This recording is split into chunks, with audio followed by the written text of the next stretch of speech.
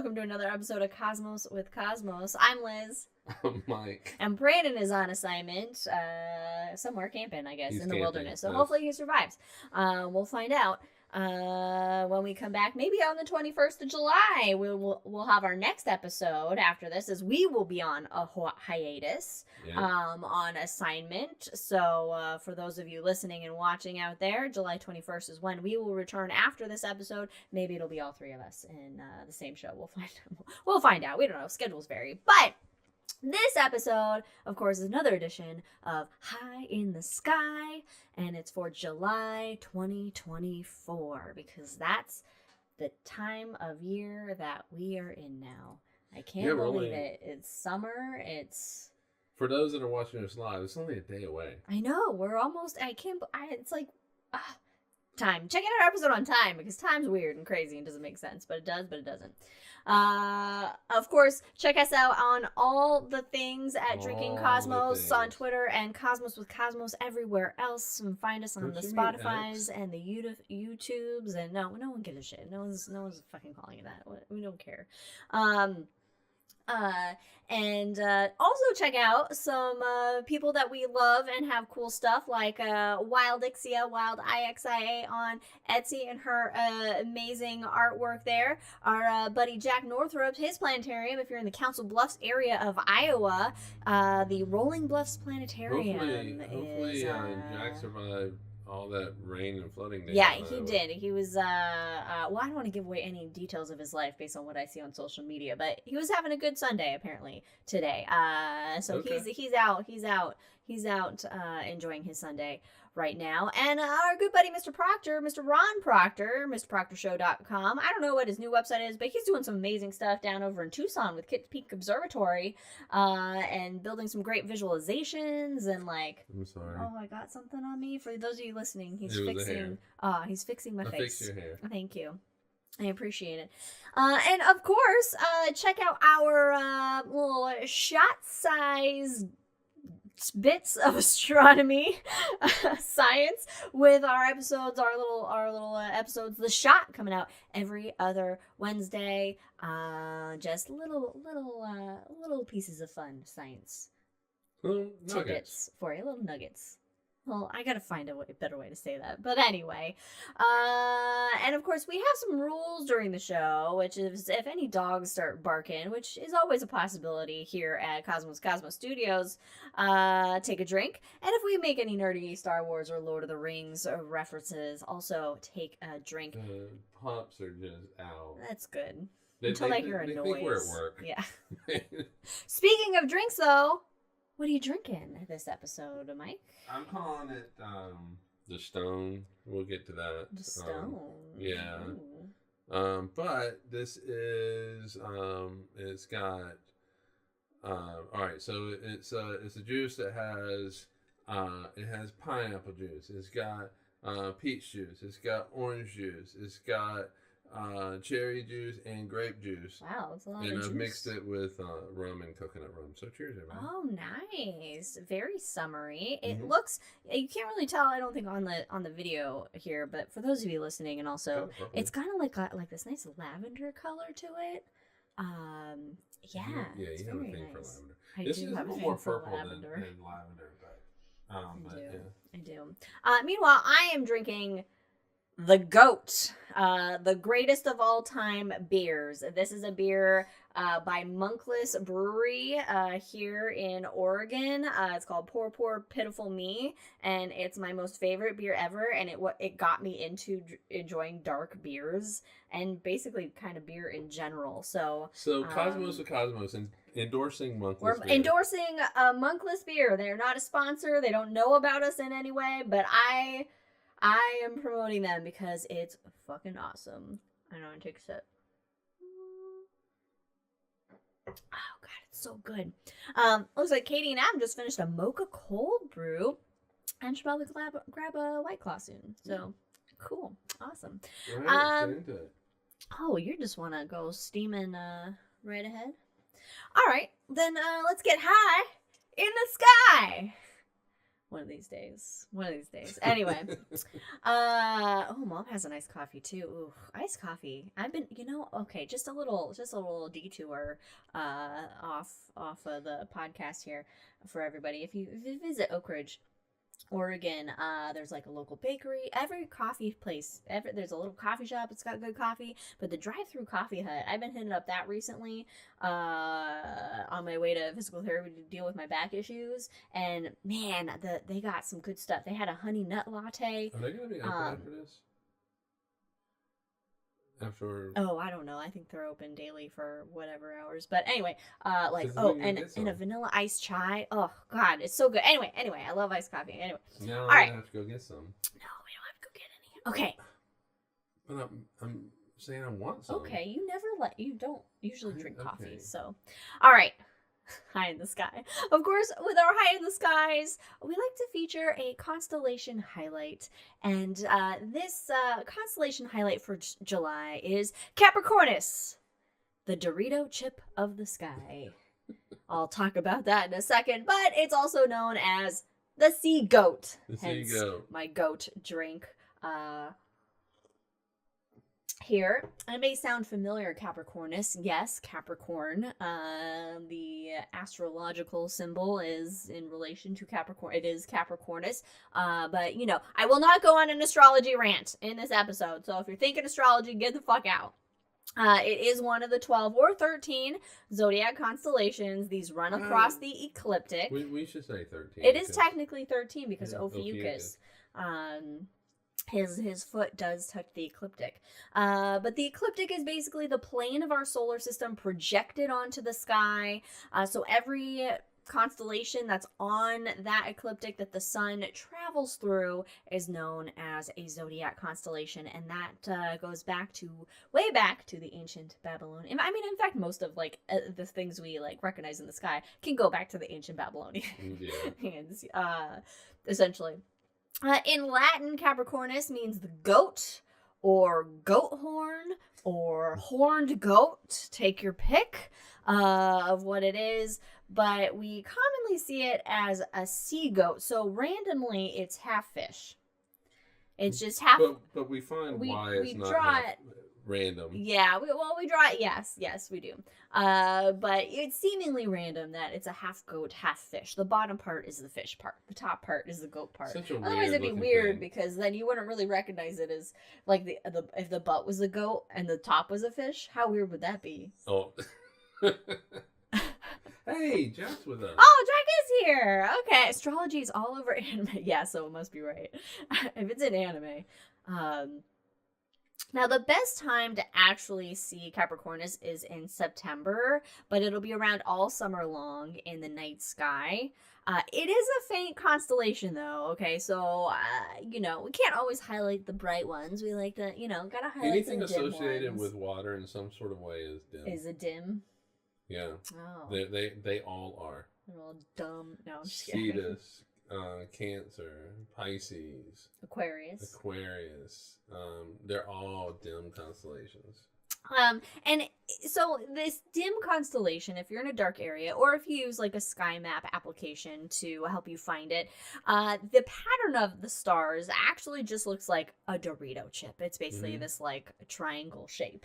That's how I pointed out. That looks that's how I would point it out, and that's why it's the Dorito of the sky. Mm-hmm. And I imagine it as a nacho cheese Dorito or a Cool Ranch. Those are my favorite. We should come up with chips and dips. Chips and dips. The food constellations of the sky. Are we hungry? Is this what's happening? Hot dog one. Well, that's obviously we know which one that is. So you can find it by drawing a line from Vega, the stars Vega and Altair, which are part of the summer triangle, down to the southern part of the sky. I didn't realize that either. So again, a sky map application can help you find these stars if you're not familiar already with Vega, Altair. Vega and Altair will be pretty bright.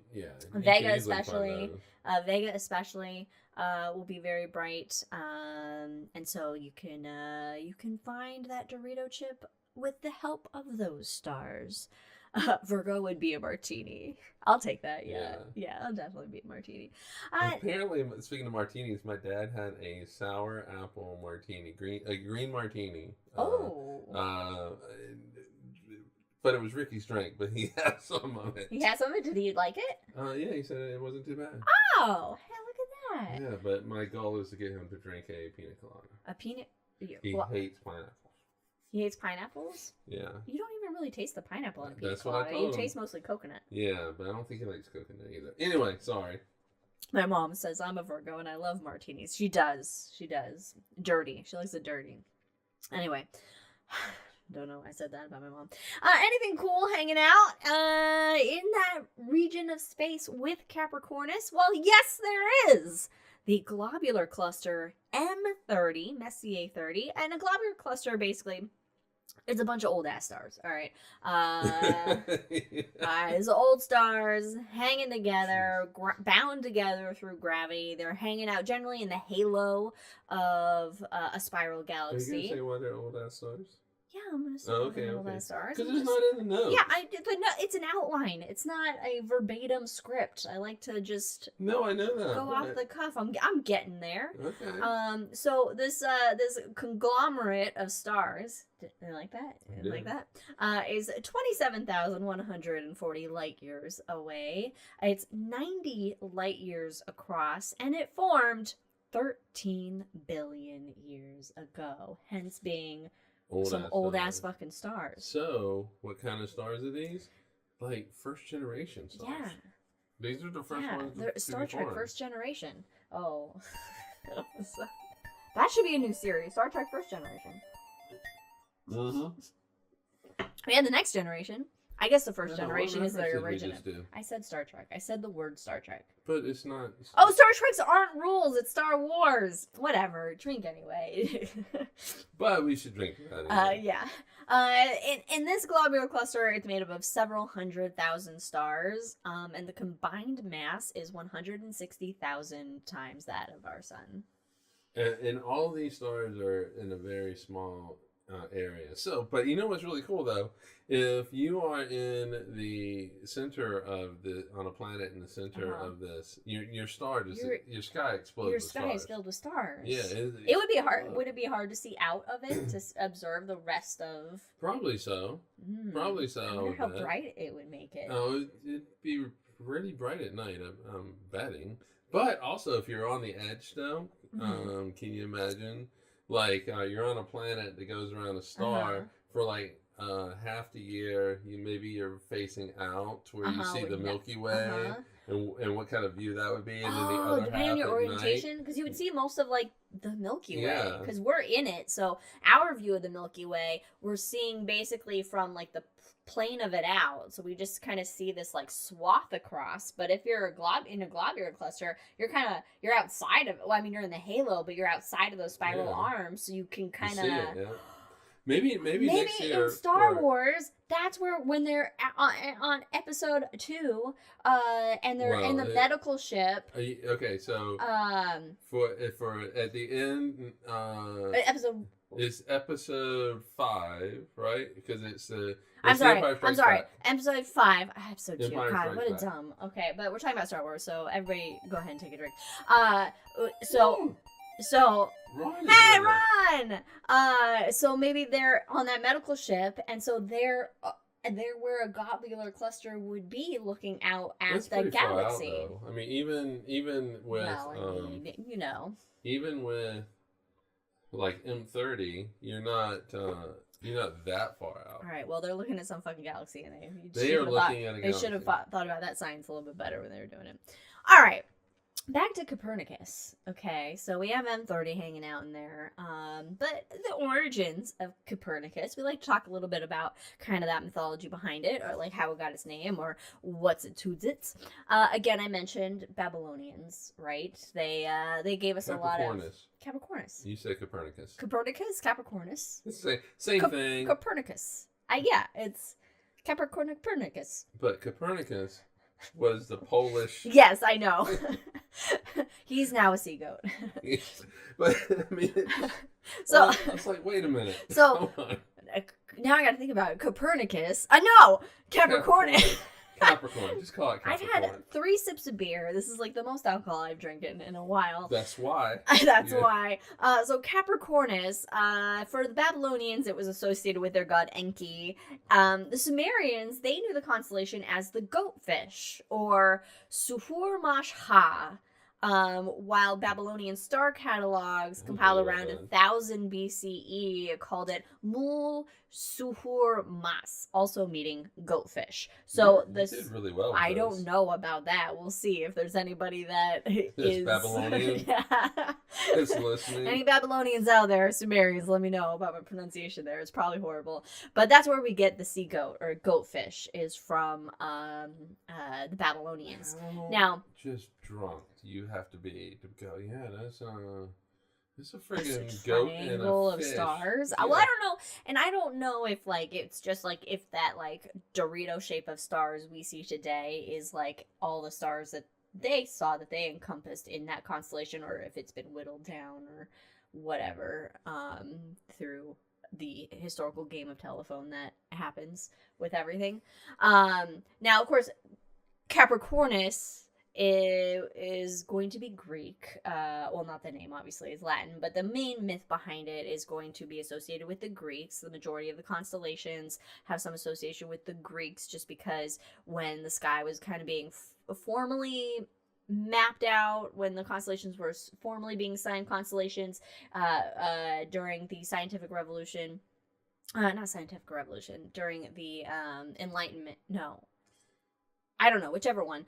There was a big, in Europe, there was a big resurgence in, like, Greek stuff. You know how, like, 90s, like, stuff is popular now? It's like, they were like, oh, the Greeks are pretty cool, guys. Let's do everything, and let's look at, make everything Greeks. And so they basically piggybacked on, like, what the Greeks saw in the sky. We're like, we'll use that. Meanwhile, various different cultures throughout the world and throughout history have had their own view of what the stars are associated with and what they've seen. Then you go forward in time, and they really kind of mess it up even more by going, okay, constellation is going to be Greek, planets going to be Roman, stars are going to be Arabic names. Yeah, well, most star names were cataloged by Arabic culture, so they just stuck with that. But the Greeks associated Capricornus. God damn it, fucking Copernicus, get out of here.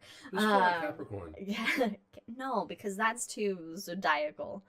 Capricornus associated with Pan. Pan! Check out our shot on Pan, Saturn's moon, Pan. But Pan was like a oh, do you hear it? Jackie's dreaming. Is Leia. Oh, is Leia dreaming? Mm-hmm. Oh, little puppy dreams. It's not really a bark, but let's take a drink for her dreaming, because she's probably dreaming something wonderful, I hope. Well, she did growl at something, so I don't... She does that anyway, though. She's playing and she sounds like she's gonna murder Jack, and she's not. That is true. That is true. So Pan is a satyr, like this, like, goat with legs, like the standing goat guy. Usually has, like, a little, like... Little flute. Little fluty instrument, yeah. But it's not a flute. It's like a little pipes. Yeah. I always think of like Fantasia. I think Fantasia has like a little satyr in it. Maybe that's doing a little thing. But Pan was placed in the sky by Zeus. In gratitude for his coming to the other gods' rescue on several occasions. Okay, let's just take a moment. Okay. To where let's just celebrate a thing where it's not a woman that Zeus has raped. It's not rapey. Okay, it's the one not time. Rapey. Well, the one constellation that's not rapey. So, for instance, during the gods' war with the Titans, Pan helped scare the Titans away. The Titans were the pre-Olympians, basically. Like, you know, the Zeus and Heras and all that, those are the Olympians, and the Titans were like Kronos and some other ones, I don't know. And he did this by blowing his conch shell. He scared them off with a horn. Like, what? All right. And later, he warned the gods that Typhon, a monster sent by Gaia to fight them, Gaia is like Mother Earth, basically, was approaching. And he also suggested to them that the gods disguise themselves as animals until the danger passed. So, like, hey guys, a monster's coming. Pretend to be animals. Like, and I feel like, what does this say about the gods that they needed somebody to, like, help them come up with those ideas? Wow. Also in the myth, Pan eluded the monster himself by jumping into the river Nile. Oh, the Nile, bringing in here, and turning the lower part of his body into that of a fish. So we're bringing back the Babylonian version, tying that in, as all cultures do. They pull from each other and interweave those stories together. Another version, though, is that the constellation is sometimes identified as Amalthea, the goat that suckled the infant Zeus after his mother Rhea saved him from being devoured by his father Kronos, because, you know, naturally gods want to eat their children. And Amalthea's broken horn was transformed into the cornucopia, or horn of plenty. Okay. Now, there's another constellation that is what constellation is it? It's the guy that's holding that little goat. Oh, there's Auriga the charioteer. Auriga the charioteer. Yes, he's Auriga, the constellation Auriga the charioteer. He's holding a little goat in the classical drawings of him, and that goat is known to be Amalthea in myth. God, I haven't thought about the Auriga in a while. I know. Man, well, it's wintertime, dude. Yeah, we'll have to feature Auriga. I do want to point out that sometimes horns do scare away you know, well, yeah, your enemy, because that's why the horn of Gondor and Boromir. That was what his horn was supposed to do. Was to scare away. So it's like the conch shell. It's the horn of Gondor. Well, yes, when he blows it, your enemies flee, and you know it scares them. Well, I was just gonna say, just naturally as a defense mechanism, animals have developed horns because it's like a defense mechanism. You know, to fight off other predators like deer and stuff. But if we had a big horn in here and we were to blow it, the dogs would go Jack fucking nuts. And Leia would not know what to do. Oh, jeez. It's amazing we don't have a horn of Gondor. We're gonna have to get one now. All right. I think I'll order one. No, don't order one. Well, let's it needs to come to us naturally. Anyway. All right. So Capricornus. There you have it. The sea goat / Dorito chip of the sky. A faint, again, constellation, so using a sky map app can help you find it if you so choose. And you can also use the stars Vega and Altair, follow a line to the southern part of the sky from them, and you will run into... You want one for $20 or $75? I mean, 75 is probably going to be better quality. Anyway, but there's more than just the constellations in the sky. Yep. There are planets that are up there, and in July, we got some planets that are going to be up in the sky. Like Saturn. Hey. The ringed planet, although all the gas giants have rings. Saturn just has the best rings. Is Saturn associated with Kronos? No. Well... Okay, I always thought that I had read that Saturn was based on the Roman / Greek god of agriculture, but I have heard other things. So anyway, in fact, all of the Greek mythology shit, there's like thousands. There's at least 10 different versions. Yeah. There's so many different versions of everything. I was just gonna tie it back to Pan. Kronos and Pan. Yeah. Okay. Well, yeah, sure, maybe. I mean, you could Google it. So Saturn is up all month long in July. It will be rising after midnight. In the eastern sky, and then up through so we can see it in South Carolina.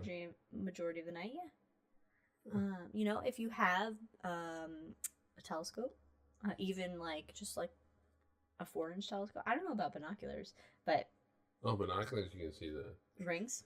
Oh well, okay. That's what I was getting. Binoculars are kind of as binoculars today are as good as Galileo's 2nd generation telescope. What? Binoculars today are as good as Galileo's second generation telescope. So you can see the rings of Saturn. Because he was able to see. It looked like it looked weird to him, and Yeah, it looked like Saturn had but, ears. Yeah, but he was able to make it out. It looked like Ferengi. Saturn was a Ferengi. He was Ferengi, yeah. Okay, that wasn't a drink, but you can drink. So my dad has binoculars. So Saturn definitely. Oh my God, Saturn is an amazing sight through a telescope. To see those rings with your own eyes and not just like a picture is just. I still remember the first time I saw it through a telescope. Yes, me too. And it was this little telescope that we have in our bedroom that I can't use because I can't figure out how to fucking find shit with it because I'm really bad because it's not motorized. And anyway, I saw Saturn through that and I was like, oh my God. And then I called my former in-laws at the time over to look and they were like, is this real? And I'm like, yeah, there's nothing taped to the front. Like, this is Saturn. And they were blown away by it. It really is for such being it's for being such like a, I don't know, you're just seeing the planet with its rings, but it's okay. So Federico says Saturn is almost the Roman translation of Kronos if he recalls high school correctly. God, they have a better education system everywhere else in the world. Anyway, so there you go. So Saturn could be Kronos. But then we have freedom, and Federico doesn't. So then, because freedom is only in America. Yeah. Okay. Nobody else has freedom. We're fucked. In America. So then, if Jupiter is king of the gods, then Saturn is actually like king of the gods because he's the king of the Titan. Kronos was like the king of the Titans before the Olympian gods. So. Did you say king or pre-king? I said king. King. Okay. I said king. Anyway, so Saturn up all night long in July if you want to stay up a little bit later to check it out. Mars will be visible in the eastern sky before dawn, so rising. The red planet is, if you want to wake up a little bit earlier. And our favorite, well, okay, I know Saturn's your favorite planet, but our favorite, just nickname-wise on the show, Jupes, Jupiter. It will be in the eastern pre-dawn sky, but in the beginning of the month, and by the end of the month, it'll be higher in the sky earlier.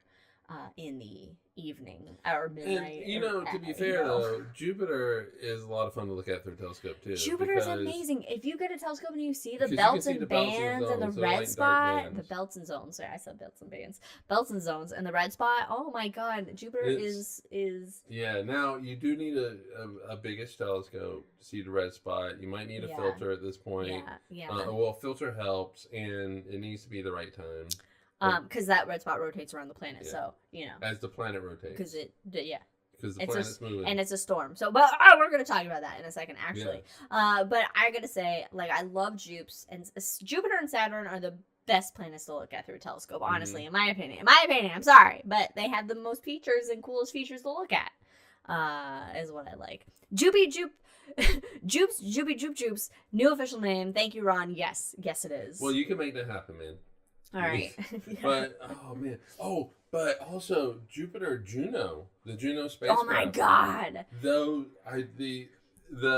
pictures that Juno takes, they're art. They are art. They are if you want an example of art and science combined, the images from Juno of Jupiter's upper atmosphere are just absolutely fucking gorgeous. We have said this before. Go look up the images. And to be honest, I would love that on our wall. I wonder if there's like an artist that has done any kind of like an oil painting that is an oil painting of one of those images would be fucking amazing. Yeah. Okay, if this is such artwork that NASA has allowed, they provide all the stuff regardless. Yeah, because our tax dollars pay for it, so it's free for us. It's free.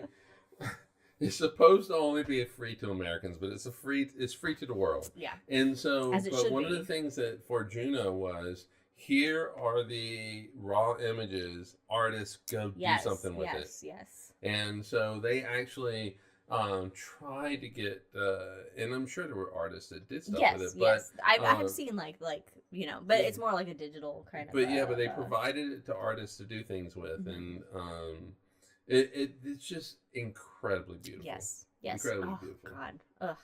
Ugh. Anyway. All right. So those are some of the things that you can find in the night sky for July. Of course, there's a plethora One of my favorite words, plethora of things to find up there. Mm-hmm. So many more constellations, obviously, Constellations, deep sky objects, deep sky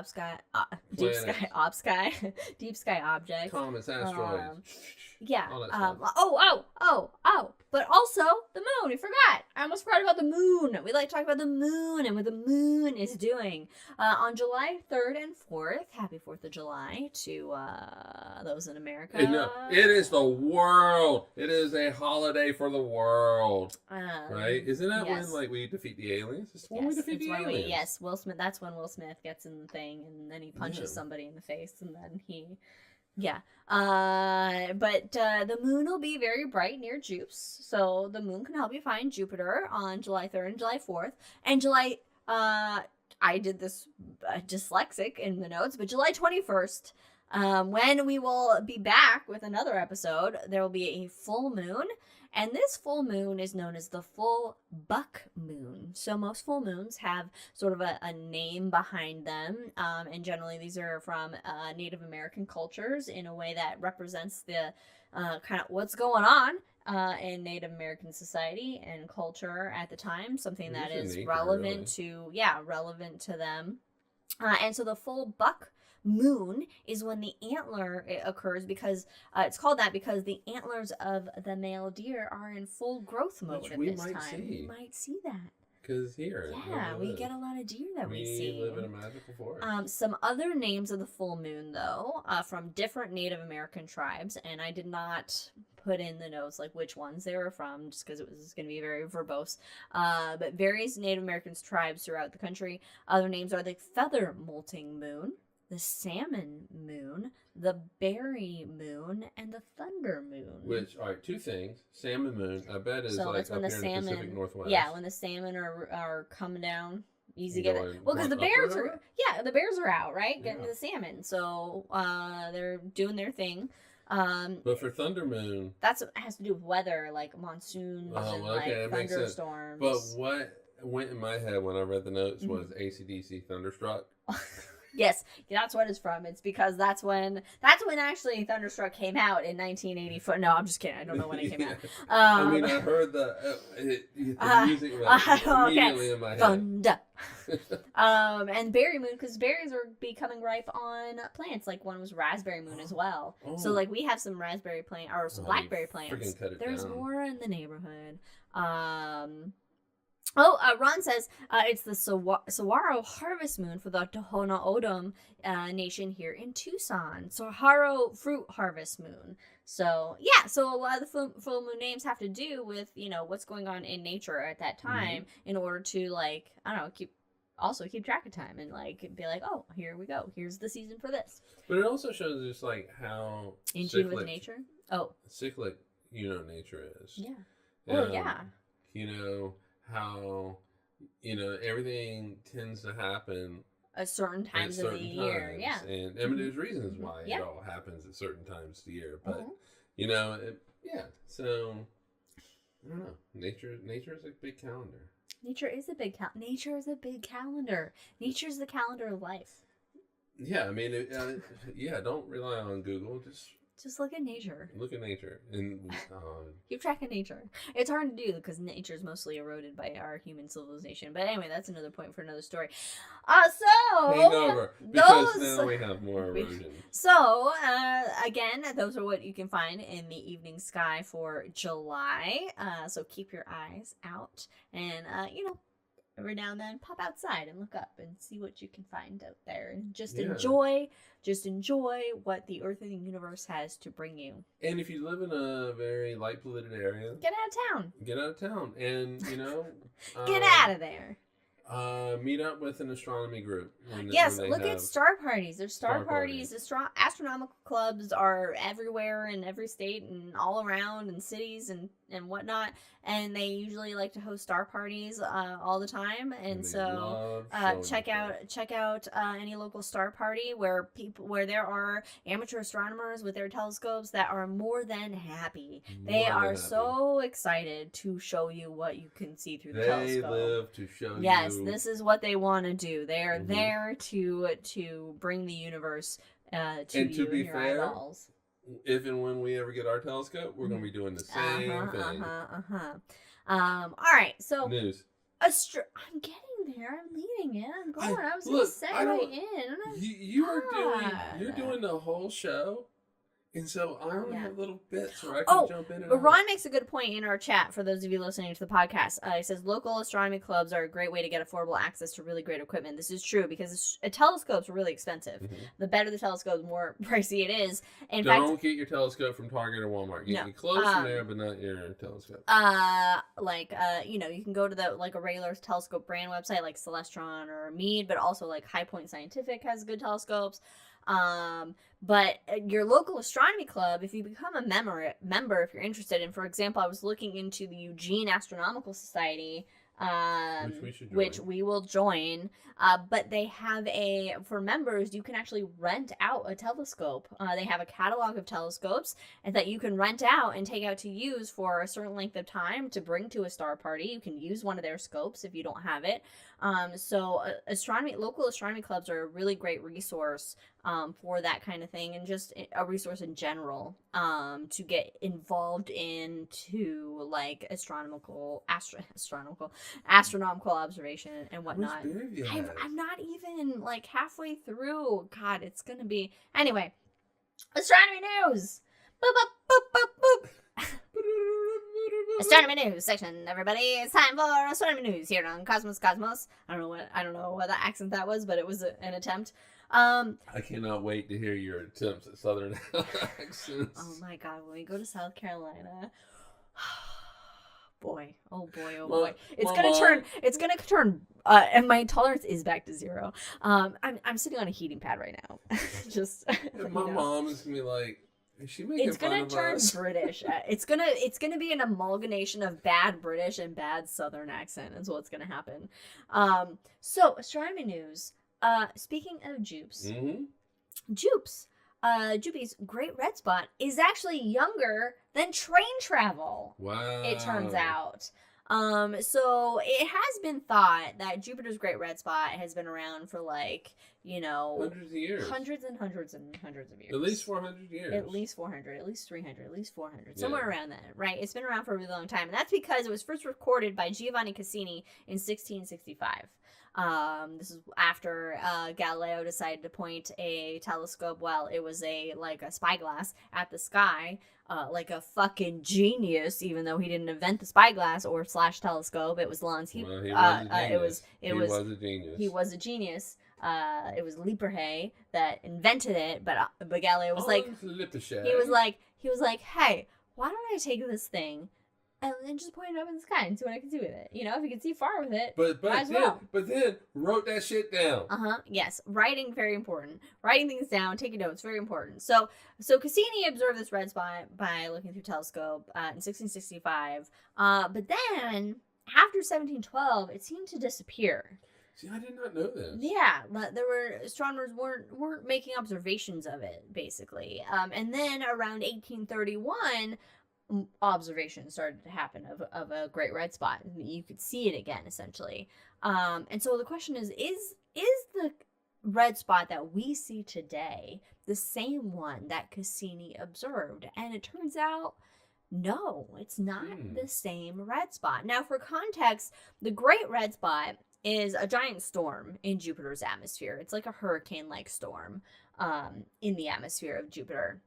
So the new research is by Agustin Sanchez La Vega from the University of Basque Country in Bilbao, Spain.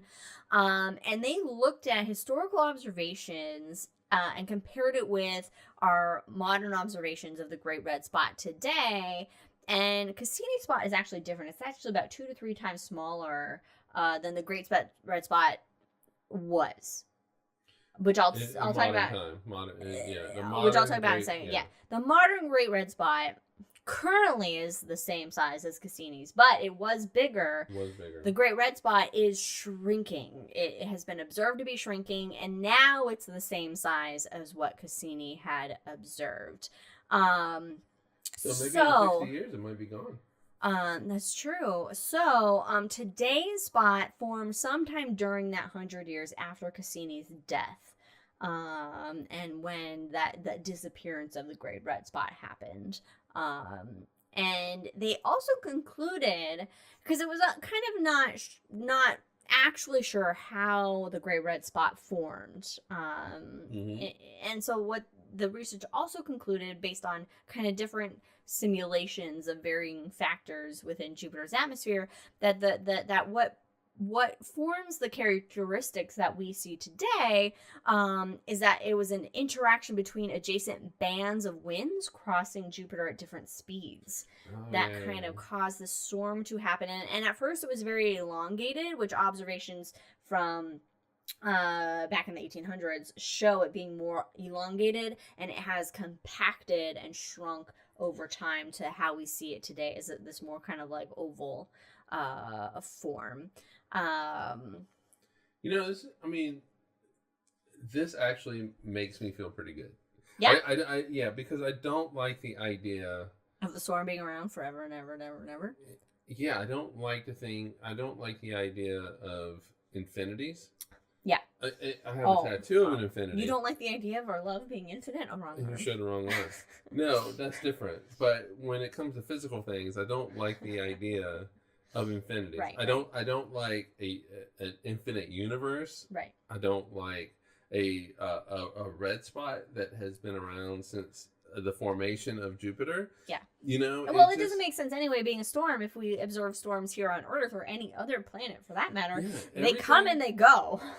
Nothing lasts forever. And so it's I like the idea that one storm appeared and it was large enough that it could be observed by Cassini, and then eventually it dissipated as that energy dwindled, and then you had other, But I'm also liking even more that this storm is, at most 200, not even 200 years old. Yeah. And it's still a long storm for Earth standards. It's a long storm, but it feels more comfortable than a storm that's at least 400 years old. Yes. And so, yeah. Mm-hmm. And it's why I also like the idea that Saturn's rings are not. They're not going to be around forever, everybody. No. Spoiler alert. But they're not. And they weren't around forever, and they won't be around forever. But they're here now. Yeah. And we get a window. We're in the window of the Saturn rings. We get to enjoy it. Yeah. And so we like it, so we put a ring on it. We didn't put a ring on it. No. Some moon did. I'm just gonna break it up and. A moon really loves Saturn, and it was like, I love you. I'm gonna put a ring on it. Put a ring on it. But yeah, so just enjoy things, because nothing's permanent. Nothing's permanent. Rings of planets, storms on planets. Thankfully, U.S. presidencies. Anyway, so probably Zeus. Yeah, Zeus didn't put a ring on anything. He was just anyway. No, he put a ring on Hera. Anyway, that's a whole different thing. Yeah. So Jupiter's great red spot, not the same red spot from Cassini. Let's imagine. Federico makes a good point in chat. Let's imagine what we have missed, like rings around Earth, etc. Like the things in that the early days, maybe, when the moon formed, or as the solar system was forming, and eventually all that material conglomerated. I guess conglomerate is the word of the day. Onto the planet. You're feeling that beer. I'm totally feeling this beer, but that's Cosmos for you. That's the point of the show. And also all the other various storms on Jupiter, not only Jupiter, but Saturn and Neptune, and maybe Uranus had a lot more storms in the past, and we're seeing it in a very quiet, stormy era, and we're like, why doesn't Uranus have a lot of storms? But maybe it did before. Yeah, like Neptune's great dark spot. It disappeared. It doesn't have it right now. Or maybe I have a little one. No, I don't think it has any. I think it had one, and then it was like... It was like with Voyager. Peace. Voyager took the picture, and now it doesn't have it. All right. I know, yeah. Imagine the things that we have missed. But it's cool that we get to see the things that are happening now. So enjoy what there is. Speaking of things that we missed, the formation of the universe. Wait a minute, what? Yeah, and our galaxy. I thought you said formation of the Earth, and I was No, like, wait a minute. universe and our galaxy. So this next bit of astronomy news come from Scientific American. By the way, that first one I didn't write down where it came from, where I got the data. But a dazzling new Milky Way map shows how magnetism shapes our galaxy. Mm-hmm. All right, so this is from the Villanova University by physicist David T. Chuss. They used the Stratospheric Observatory for Infrared Astronomy, or SOFIA. RIP Sophia. As of September 2022, we have an episode or a shot about Sophia. I can't remember when we started shot, so take a drink for Sophia. Sophia was a telescope mounted on an airplane, people. It was a telescope mounted on an airplane that flew at 45,000 feet to do astronomy. Fucking amazing. Fucking amazing. And it's been shuttered. It's not going anymore. But a lot of great astronomical research came from it, such as this. So 4 years of research produced this new map of the galaxy's center, and interstellar dust 500 light years from Earth interacts with the Milky Way's magnetic field, is what they were observing. So magnetic fields, they cause light waves emitted by dust to orient in particular ways, giving that light a property called polarization. Mm-hmm. All right, so it's like we're all oriented wonky, the same way. Wibbly wonky stuff. And so measuring that polarization can then reveal the magnetism that's behind it. So this Villanova physicist, Dylan Paré, and his colleagues converted the telescope's data into segments that are suitable for a visual representation. And then Caitlin Karpovich, then an undergraduate student, by the way, crafted a colorful background for using additional telescope's data and dust temperatures and dispersion. So this image, you can Google it online. I don't have the image to share with you right now because I didn't take the time to put it into this, but if you're listening on podcast only, you can't see it anyway. So you can Google this. It's actually quite a beautiful image where the colors symbolize the different particle temperatures. So in the image, blue and purple will indicate cold and warm dust, and yellow denotes hot gas, and then you have these small swirling gray lines, and those are the magnetic field lines. And essentially what this map does, is it helps scientists investigate when and why dust clouds in our galaxy collapsed to form stars. And so it's how that polarization, how the magnetism has helped the Milky Way, all the dust and gas in our galaxy collapse to form stars. Because at the end of the day, a galaxy, what it is, it's like an island of stars. It's an island formation of stars.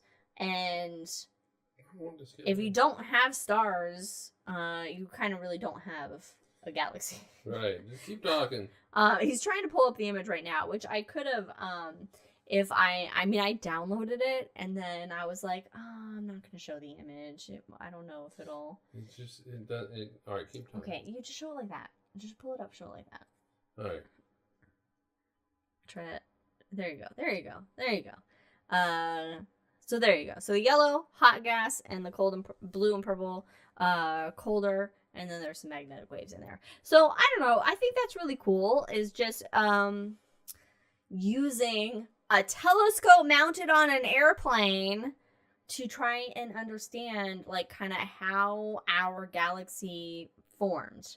How all that dust and gas is interacting and collapsing to form stars within it.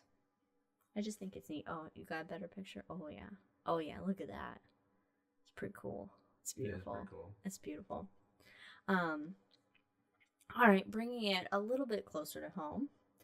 This article that I found from NPR. China has just returned the first ever samples from the far side of the moon. And they're very excited about that.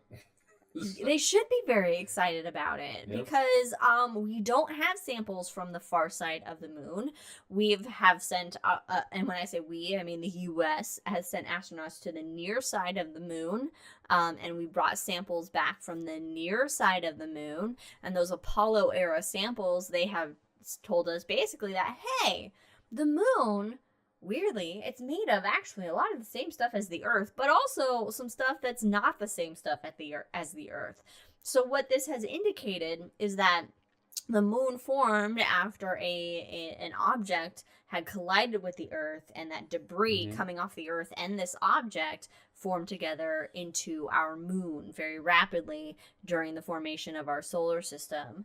And that object that collided with Earth is known as Theia. About a Mars-sized object is what they're estimating. Not Mars, but a Mars-sized object, which is about half the size of the Earth. Half the size of the Earth? Is Mars about half the size of the Earth? Yeah, it's about half. Yeah. And so that debris, which is a mix of those materials, came together rapidly to form our moon. Good thing it did, because life on Earth might not be here today without it.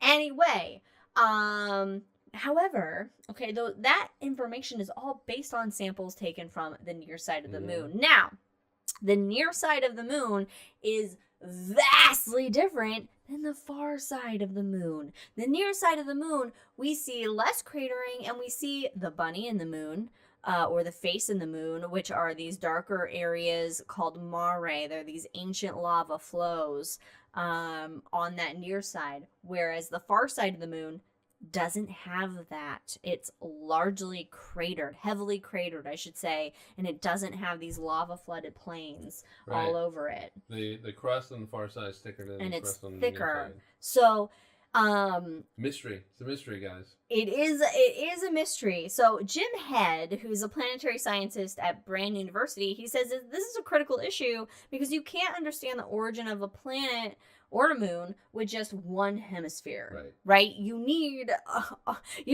data. You need data from the entire place, right? You need to know, okay, what does that far side of the moon tell us? And so China, they sent the Chang'e 6 lander to the far side in early June of last year, which is hard to do.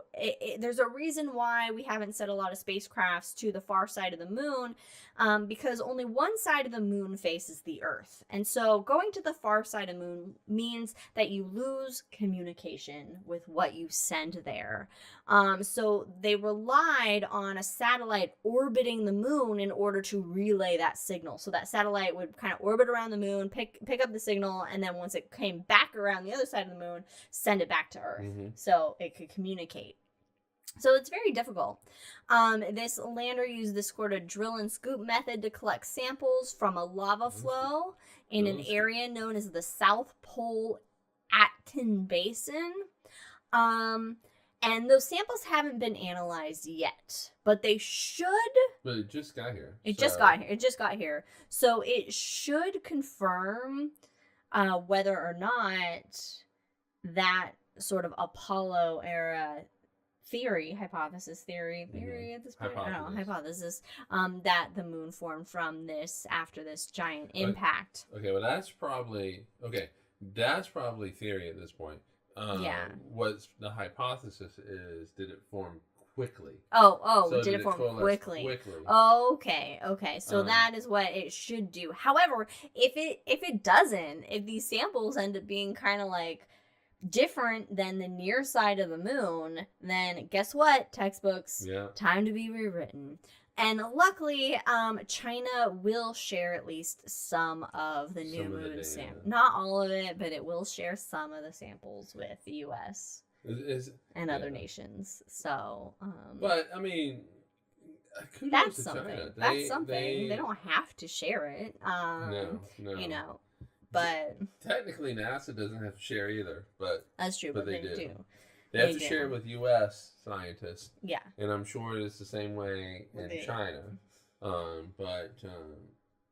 Yeah, but they are going to share. They are going to share some of the data with us. So it'll be interesting to see what these far side samples reveal. It should be like a Far Side comic that has to do. Anyway, okay. Anyway, moving on. Another bit of news this is from the article I found on Live Science. James Webb, at it again, of course, always. It reveals a new understanding of how galaxies formed at cosmic dawn, which is the beginning of the universe, early universe, like right after the Big Bang, basically. Once things started coming together. So what it observed is 5 extremely dense protoglobular clusters. Oh. So globular clusters we mentioned before with M30 and Capricornus, god damn it, Capricornus are old ass stars. So these are also old ass stars, just slightly older ass stars, basically, that are hanging out in an early galaxy. They are the earliest star clusters in the universe. They formed, they're part of a galaxy called the Cosmic Gem Arc, which I'll explain in a second why it's called that. But this galaxy formed just 460 million years after the Big Bang. That is early. That is early. That is really early. That's a short time. That is a short time after the Big Bang.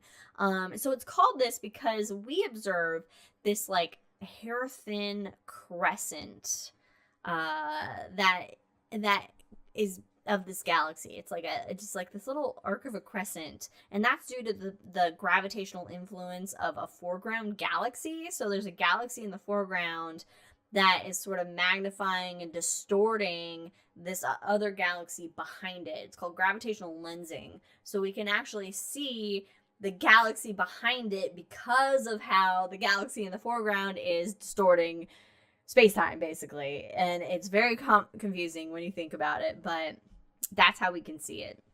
And the point of observing these protoglobular clusters in this cosmic gem arc galaxy is to really understand how these earliest galaxies formed. So Angela Adamo, she's an astronomer at Stockholm University. She says that in the early universe, galaxies are more luminous and they form stars at breakneck speed, and they do so in massive and dense star clusters. And so we're building a new understanding of how these early galaxies formed. And to form these 5 star clusters, this tiny galaxy had to do so with very high efficiency. And so the stellar feedback from the stars in the star clusters must have been tremendous. Okay. So there's a lot of energy that is going on in the formation of these early galaxies and these early star clusters. So basically the host galaxy of these star clusters needs to be capable of creating and retaining enough mass in gas. So it all depends on how fast primordial galaxies can grow. So stars form from gas and dust. So these galaxies have to be able to hold in all this gas and dust to have all this star formation happening at such a fast pace. Right. You have a ton of it that is there. So this isn't conclusive evidence. They're going to follow up with a spectroscopic analysis using James Webb Space Telescope, and this will further help them identify like physical properties, refine the ages, and the impact of the star cluster on kind of like the wider galaxy as a whole. Okay. So it's exciting. Yeah. It is exciting. Cool. Okay, you got anything more to add to that? No. No? Okay, cool. Next, and this is from MIT News, waves on Titan may be strong enough to erode the coastline of its seas. Now, I did not realize this, but the thought of waves on Titan. So, okay, just a little preamble, I forgot. So Titan, which is the largest moon of Saturn, has lakes and seas and rivers on its surface. In fact, it's the only other body in our solar system, aside from the Earth, to have liquid lakes and seas and rivers on its surface. However, these lakes and rivers and seas, these bodies of liquid, are not made of water as the Earth ones are. Instead, they are made of hydrocarbons such as methane and ethane. So you don't want to go swimming in them. No, don't Not do that. gonna be good. So with the lakes and rivers and seas that you see on Earth, we have a lot of waves that happen within them. But there's been a controversy on if there are actual waves in these bodies of liquid on Titan, which I didn't realize there was like a controversy over if there are waves. In fact, I never even thought about waves in these bodies of liquid on Titan. What creates them? Winds and well, stuff possibly. And... So we know that there are bodies of liquid methane and ethane on Titan due to the Cassini satellite that was sent to Saturn in 2007. So MIT geologists, they use simulations, computer simulations, because the visual data, some scientific teams said they saw waves. And then others said they didn't, that I always say surfaces, but that like these areas of liquid looked smooth in the data. So there's this controversy over it. So these MIT geologists are like, well, let's put it to computers, and they put in different simulations on what could make the shorelines look as they do. And they modeled 4 ways in which lakes can erode here on Earth, and they then applied that to Titan. It's a planetary comparidology. I don't know how to say it. You did but good. That's what it is. So they focus on 4 large seas on Titan. The Kraken Mare, which is as large as the Caspian Sea here on Earth. The Ligeia Mare, which is larger than Lake Superior. The Punga Mare, which is longer than Lake Victoria. And Ontario Lacus, which is about 20% the size of Lake Ontario. And it turns out that waves were the most likely explanation for that erosion. Cool. It's not conclusive, however, because again, this is just computer simulations based on what we see here on Earth. So what's really going to cement this data is direct observation of wave activity on the surface. So we need to basically see it happening. Right. Which is a little hard right now. Which is hard, yeah. We need to actually, and in order to see it happening, we're going to have to send a spacecraft there. Especially since Cassini's not there. Yeah, Cassini's not there anymore. So, and there is that still in the works, that that spacecraft that's supposed to go to Titan? Oh, I don't know. There was one that was supposed to go to Titan and actually float in one of its lakes or that'd be fun. Seas or something. That'd be fun. So, we need the direct observation for that. But the presence of waves could help provide information on the climate, the strengths of winds that are needed to produce those waves, and explain the fundamental things about how coasts erode without, guess what, the influence of people. And maybe that can help us kind of better manage our coastlines on Earth in the future. Yeah. So again, planetary comparative. Well, you compare what you see there, and try to find. Oh, you see stuff there, and you try to find an answer based on what you see here. Yeah. So, yeah. I mean, look, people, the Earth itself. I mean, we are the main data point for all these various sort of we only got one data processes, right? So in fact, when we sent Cassini to Saturn, it also had a little lander on board named the Huygens probe. Huygens lander landed on Titan. Yeah, that's what I'm gonna say. Right. And it landed on Titan, and it took pictures. We actually got some pictures of the surface of Titan, and what it saw were these rocks. And the rocks, though, when they looked at them, they were smooth. And it was very similar to rocks that we would find at the bottom of lakes and riverbeds here on Earth. And so that those images then helped us conclude that, hey, Titan actually does have lakes and rivers on its surface that cause this type of erosion. Right. And we could do that by comparing what we were seeing with what we know based on here on Earth and those processes, because those processes aren't going to be different. They're going to be, if a rock looks a certain way, if it's eroded a certain way, it's going to be You know, it's not like some weird different process is taking place on Titan. It's going to be a similar situation. Because physics, people. Exactly. Physics. All right, last article here. Is the U.S. government recently completed an asteroid impact preparedness exercise because asteroids are a threat to our planet and the life that is on it. More so Just the life that's dinosaurs. on it. Yeah, they're an issue, people, and they have been and they will be because there's a lot of miscellaneous rocks and shit floating out in space. I shouldn't say floating, but gravitationally moving about in space.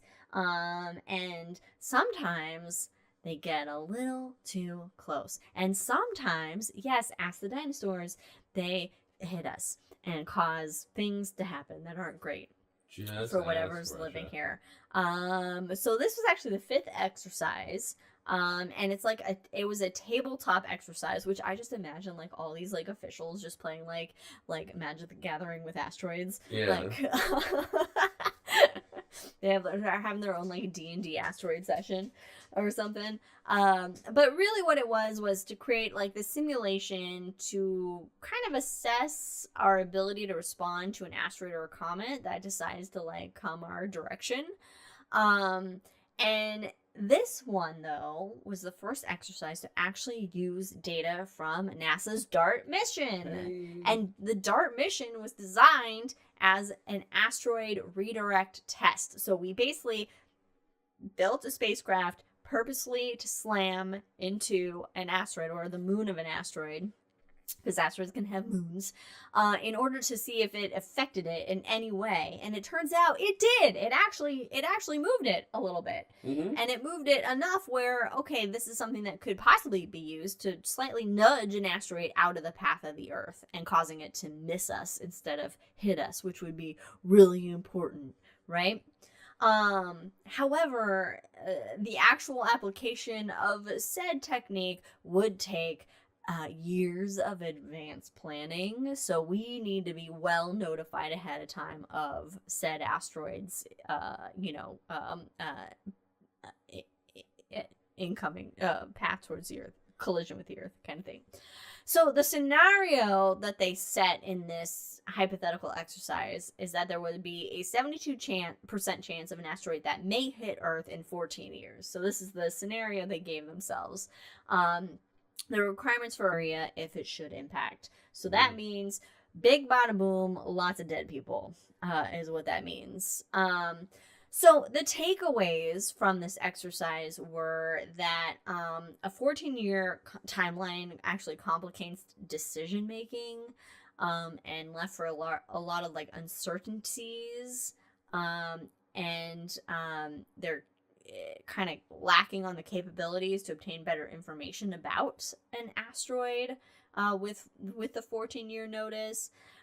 They came to the conclusion that they needed clear support for international collaboration at all stages of the process. Right. So everybody around the world needs to work together. We can't have our little squabbles.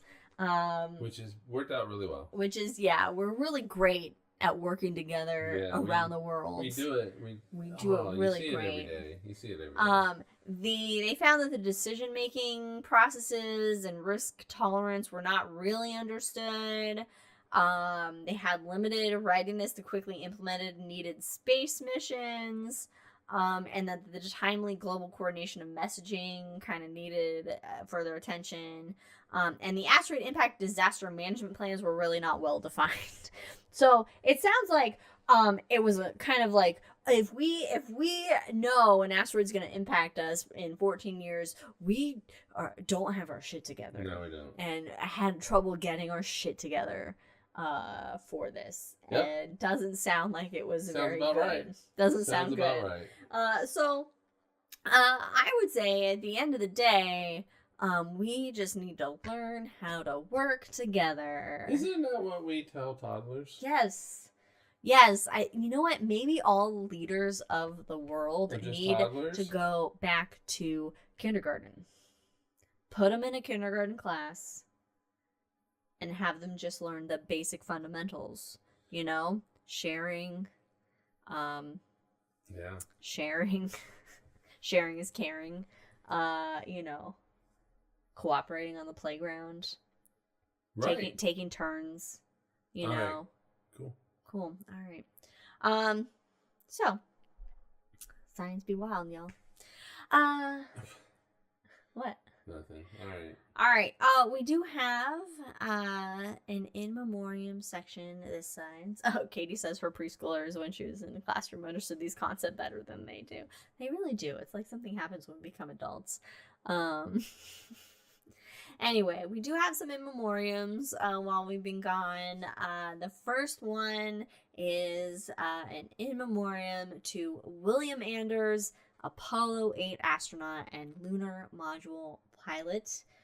He was actually killed in a plane crash off the San Juan Islands on June 7th.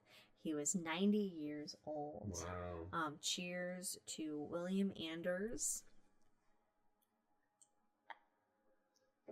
Thank you for your service. He was in the Apollo 8 mission in 1968.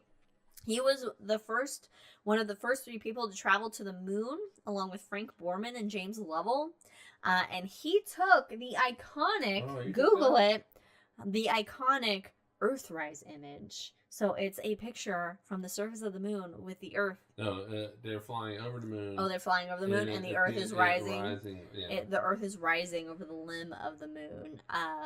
So it's a very iconic image. And he also founded the Heritage Flight Museum in Washington. Oh, okay. Which is very cool. So thank you, William Anders, for, again, your service and a life well lived. In space. Our second in memoriam is for Ed Stone, former director of JPL and Voyager project scientist. He died on June 8th at the age June 9th, sorry, at the age of 88 years old. He served on 9 NASA missions as either principal investigator or a science instrument lead, and on 5 others as a co-investigator. And he served as Voyager's sole project scientist from 1972 until his retirement in 2022. 86. Oh my God. And then he was also, during that time, he was the director of JPL from 1991 to 2001. Wow. So thank you, Ed Stone. Cheers. Cheers.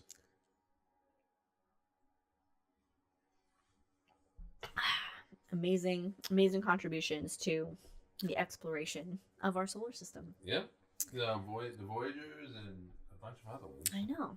So, anyway, that's our high in the sky for July. A lot of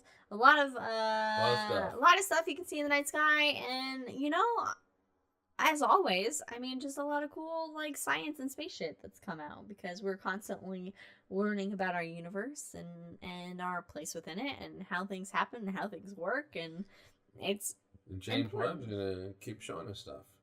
And maybe Chang. Oh yeah, it'll be exciting to see what the sample analysis is of Changi. Or Chang, I don't know if there's an apostrophe with the E, and I'm like, I don't know how to do it. But yeah, James Webb. James Webb has not stopped providing just new science, new. Oh my God, shit. And also, if you Google that article with the James Webb and the new understanding of how galaxies form, there is an image involved, and it's this larger image. And then there's this tiny square around this very faint little wisp. And then you zoom in, and it's oh, here are the clusters. Here are the mirrored version of it because of gravitational lensing. And it's holy shit. People are looking at just these tiny little specks in an image from James Webb. And from those little specks in an image, figuring out, oh, hey, here's the early universe. Yeah. Yeah, you're able to really zoom. It's all the detail. Yeah, it's amazing. All right, well, thank you guys for joining us on this episode of High in the Sky. Follow us on all the things at Drinking Cosmos on Twitter and Cosmos with Cosmos everywhere else. We will be back with another live episode on July 21st after a little bit of another hiatus. You know what? The trials of Mount Doom are never done. We constantly are having to save Middle Earth from one thing or another, and that's because the Eagles just aren't any help. We'll see you next time. Thank you guys for following us on all the things. Cheers, everybody. Bye.